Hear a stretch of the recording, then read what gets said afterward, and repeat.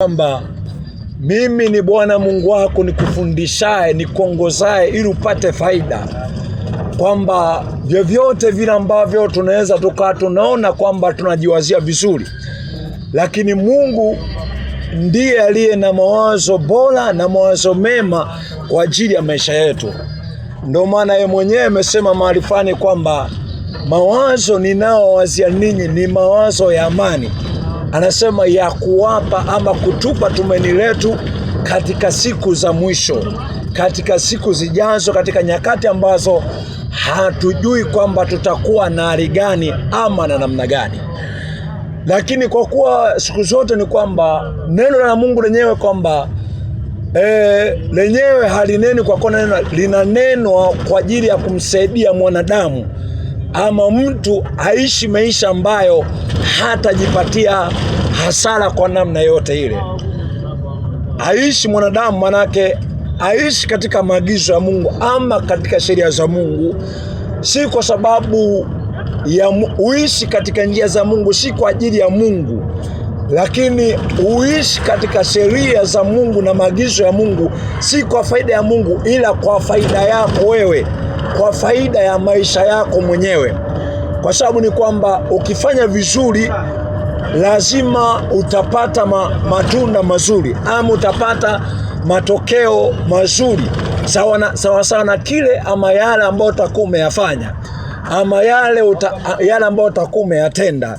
Kama neno la Mungu ama kama Mungu anatushauri kwamba tufanye vizuri, tuishi vizuri, anatushauri kwanza si kwa ajili yake, ile ni kwa ajili yetu, kwamba sisi tusije tukaumia, tusije tukapata madhara kwa namna moja ama nyingine. Lakini nasema nini? Kwamba yote ambayo tunaweza tukawa tunasema kwamba ni tunakumbushana, kwa sababu sisi ni watu wa Mungu na tuitoka kwa Mungu, na maisha yetu kama yana mwanzo, yalikuwa na mwanzo tu, basi yana mwisho wake. Lakini leo kama leo tunakumbushwa ni kwamba tulitakiwa kuishi maisha ina gani ama tulitakiwa kuonekana katika njia ina gani. Ndio maana kwenye kitabu kile cha Mhubiri ule mlango wa 12 mstari wa kwanza anasema, mkumbuke muumba wako siku za ujana wako. Anasema kabla hazijakaribia siku ama miaka ambayo utasema kwamba sina furaha katika siku hizo ama sina furaha katika miaka hiyo. Na alivyosema kwamba siku za ujana wako, hakuwa na maana kwamba anaongea na vijana peke yao, lakini alikuwa anaongea na moyo wa kila mtu na nafsi ya kila mtu, ya kwamba ajue kwamba alitakiwa kufanya nini, alitakiwa kuishi maisha aina gani. Na anavyosema mkumbuke muumba wako, anavyosema kwamba siku za ujana wako, kama nilivyosema kwamba haina maana kwamba anaongea na vijana pekee, lakini anaongea na moyo wa kila mtu, ya kwamba ajue ya kwamba maisha alionayo leo ndio maisha ambayo yatasimama naye kesho. Sasa lenyewe linakuja kutufundisha maisha yale ambayo yatupasaya kuishi, manake vile ambavyo tunatakiwa kuishi. Manake ni baba au ni mama au ni kijana au ni binti, anakumbushwa kwa habari ya vile ambavyo alitakiwa kuishi. Ndio maana hata maandiko, kwa sababu kama sisi ni vijana ama kama ni vijana, haina maana kwamba tutakuwa na vijana miaka yote ama siku zote, lakini kuna kipindi ambacho tutakuwa wazee, lakini uzee wetu tutakuwa walaana ama baraka kutokana na maisha ambayo tutaishi leo, ama tutaishi pale ambapo tutakuwa tuna nguvu ama ni vijana. Kwa kuwa hata wale ambao unaona leo ni wazee, unaona wale ambao ni wazee waliwahi kuwa vijana. Pale walipo wanakula matunda ya yale ambayo walikuwa wameyapanda kipindi cha ujana wao. Manake kama walikuwa wameishi vibaya, manake marupurupu ya mabaya yale waliokuwa wameyafanya ama waliokuwa wameyatenda ndio ambayo yako pamoja nao. Lakini tunakumbushana nini? Bwana Yesu aliwahi waambia watu fulani kwamba alikuwa anasema kwamba, anasema tubuni kwa maana ufalme wa Mungu umekaribia. Na Mtume Petro anasema kwamba mahali fulani kwamba anasema tubuni zipate kuja nyakati za kuburudishwa kwenye mioyo yenu kwa kwako kwake Bwana. Lakini kwenye kitabu kile cha Isaya ile 58 mstari wa kwanza anasema kwamba piga kelele usiache. Anasema wahubiri watu wangu kosa lao na dhambi yao. Anasema piga kelele usiache, wahubiri watu wangu kosa lao na dhambi yao.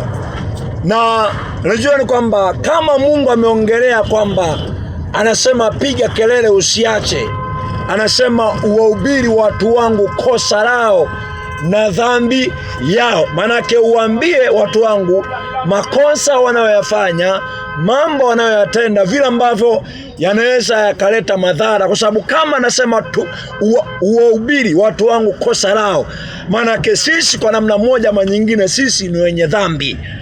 Sisi ni wenye dhambi kwa namna moja ama nyingine, sawa sawa na aina ya maisha alionayo mtu. Sawa sana aina ya maisha alionayo mtu. Anasema uambie. Ndio maana kama nilivyosema kwamba wale wote waliokufa, walioko makaburini ama walioko salini, sio tafsiri ama sio maana kwamba wao walikuwa na dhambi kuliko mimi na wewe.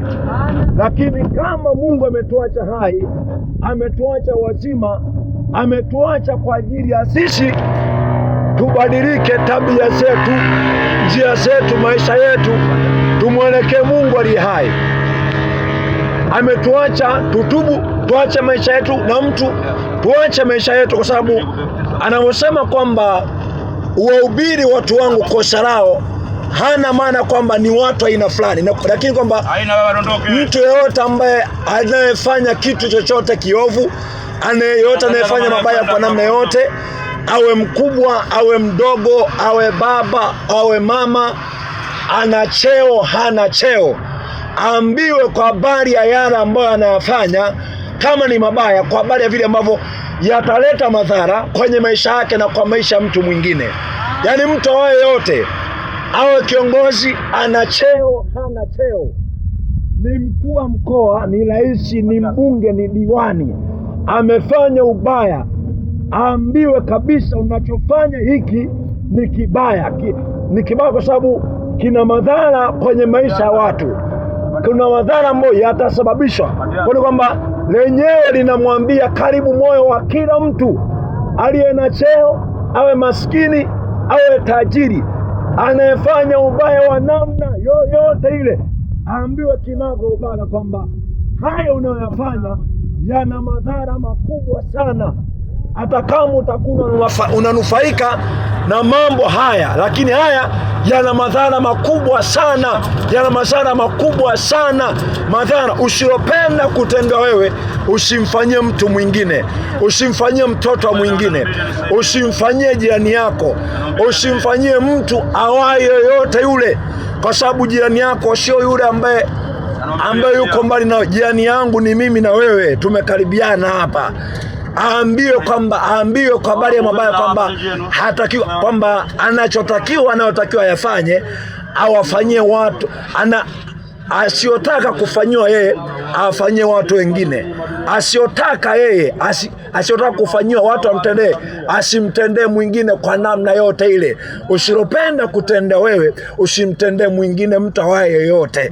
Unalopenda kutendea, umtendee mwingine. Maana kama ni kijana, usiharibu maisha ya watoto wa mabinti za watu, usiharibu, usirubuni, usiwalawiti, usiharibu maisha ya mtu, kwa sababu yule ni mtoto wa mtu. Yule ambao unaweza kuwa unaharibu maisha ya mtu ni mtoto wa mtu. Na kama utakuwa sababu ya madhara fulani kwenye maisha ya mtu, utakuwa sababu ya mtu yoyote, ama machozi ya mtu awaye yoyote yule, hakuna machozi ambao unaweza ukawa sababu unaweza ukawa wewe ambao unaweza kaisha kwake, lakini machozi ama maumivu yoyote ambayo unaweza ukasababisha kwa mtu yote ule, hayaweza kabla, lazima atakufikiria maisha yako. Maana kama ni mwanaume umeacha mke wako, umeacha watoto wako, kuna malaya fulani ambaye una mke wako na watoto wako, unafanya mambo yako kama ni kazi zako. Basi shangaa mke wako una malaya fulani ambaye huenda siku ambazo nyumbani kwako kwa mke wako uliyemwoa, kwa mke wako aliye halali kabisa, huenda siku za kumnunulia nyama zinahesabika, lakini kuna malaya fulani ambaye anashikashika ndevu zako, anashikashika mbavu zako, unamnunulia chochote ambacho anakihitaji.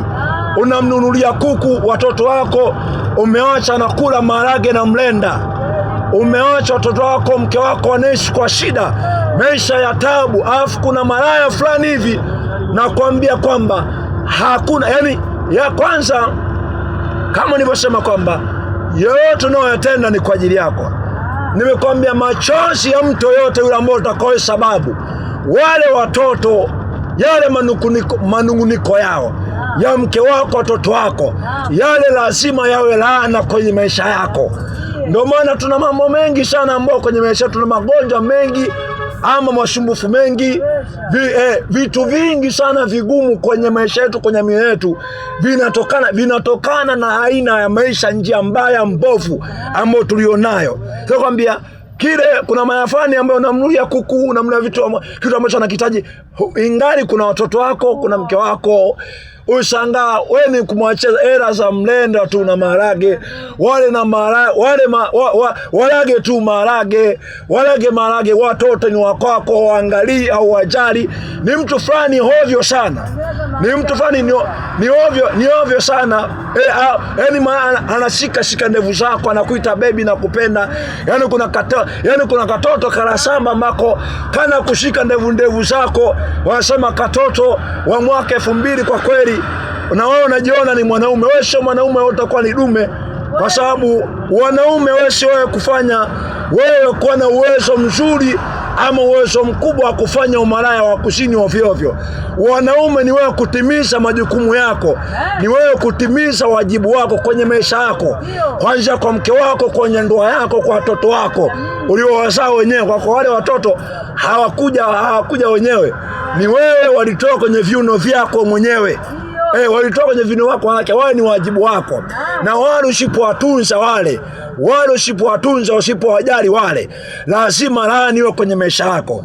Tunakumbushana nini? Kwamba unalopenda kutendea wewe usimtendee mwingine. Usifanyie mke wako, usifanyie mume wako, iwe ni baba ni wa mama, kwa sababu wadada wenyewe ni kwamba Wanyakyusa wanaongea neno moja kwamba wenyewe wameshajipingula, yani wameshapata joto, na kwa sababu na wenyewe kwa sababu ya mambo ya hapa na pale, ushingo mazo unavyowasumbua, jeuri hapa na pale, hasa ndio hivyo. Mwanamke ana uwezo wa unasema kuna kiburi cha hapa na pale, jeuri hapa na pale, kwamba mimi naweza nikajiweza, lakini kumbe ni mashingo mazo fulani hivi. Yani nimekwambia hakuna jambo lolote ambalo litasababisha ambalo jema ama baya ambalo litakuwa juu ya mtu yule tu, lakini jambo lolote nimekwambia mtu yote anayefanya ubaya wote ule, lazima yale mabaya ama mema aliyoyafanya na yatenda, lazima yatakuwa pamoja na maisha yake, lazima atakuwa pamoja na matendo yake. Kwa kuwa apandacho mtu ndicho atakachokivuna. Tunakumbusha nini? Uhai tulionao tumepewa kama zawadi. Uhai tulionao, uzima tulionao tumepewa kama zawadi kutoka kwa Mwenyezi Mungu, ili katika huo tutumie katika kufanya yale ambayo tunatakiwa kuyafanya. Maandiko matakatifu, Biblia takatifu ina karibu neno moja mwenye matatu, ya kwamba mwanadamu aache mabaya na atende mema. Lakini Bwana Yesu aliwahi sema kitu fulani mahali fulani, akasema kwamba bila mimi ninyi hamwezi neno lolote.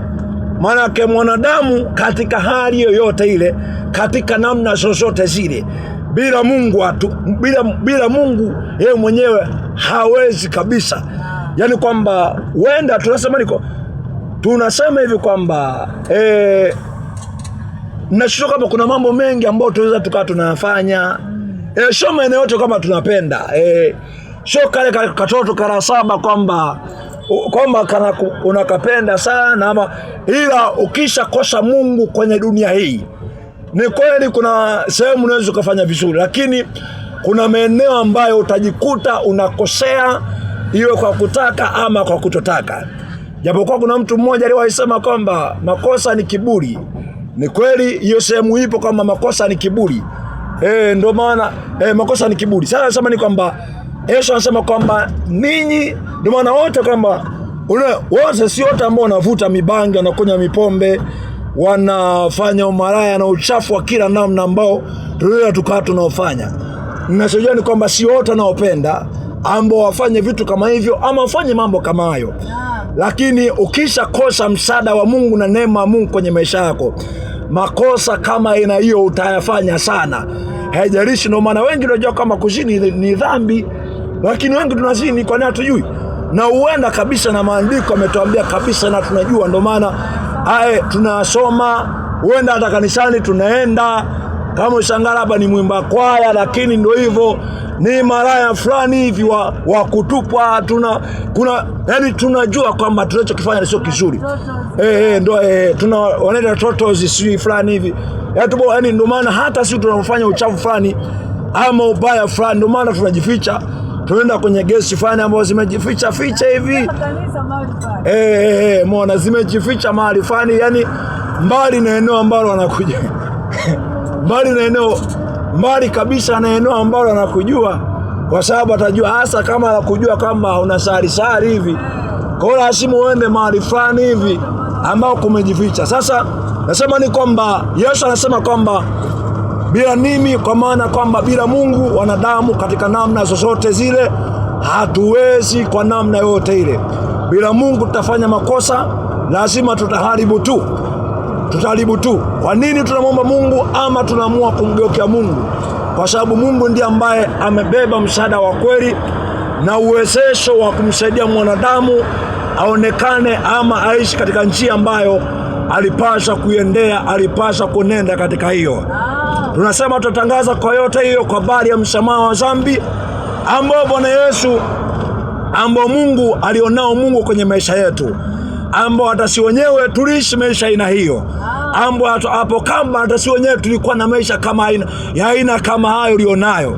Yanaweza kweli hayafanani kama ya kwangu, lakini pamoja nayo kwa rehema za Yesu akaturehemu ama akanirehemu, akanisaidia, akaniponya kwa sehemu ambayo kwa namna zote nina kila sababu za kusema na mshukuru Mungu kwa ajili ya rehema zake, kwa ajili ya upendo wake mwingi ambao alinipenda mimi ambaye sikuwa na sifa ya kupendwa, alinijali mimi ambaye sikuwa na sifa hiyo, lakini akanipenda, akanifadhili, akanipa rehema zake, akanisaidia na kutangaza kwamba hata wewe mwenyewe bila kufanya umalaya, kuishi bila kufanya umalaya, uchafu wa namna yote ile, inawezekana sana, bila kuvuta mibangi, kunywa mipombe, kwa sababu vyote hivyo tunaweza tukasema kwamba tunavitumia kwa sababu tunasema kwamba tuvuruge vichwa vyetu na akili zetu. Lakini Mtume Petro anasema kwamba tubuni sipate kuja nyakati za kuburudishwa kwake Bwana. Maana hakuna chochote ambacho kinaweza kuburudisha moyo wako. Hakuna zinaa, hakuna mwanamke, hakuna mali yoyote, hakuna fedha yoyote, hakuna chochote ulicho nacho na usio nacho ambacho kimebeba burudani ya kweli, kinaweza kuburudisha moyo wako, kikaponya moyo wako, isipokuwa neno la Mungu ambalo kwa hilo tuliumbwa, kwa hilo tulifanya, na kwa hilo neno la Bwana, kwa neno la Mungu vitu vyote vilipata kutokea, vyote ambavyo hatuvioni na vile ambavyo tunaviona. Nasema kwamba rehema za Mungu zikaokoa, zikaponya maisha yako kwa sehemu, kwa Mungu ni wa rehema, na Mungu anawasaidia wale ambao waliona haja. Tulisaidia na Mungu kwa sababu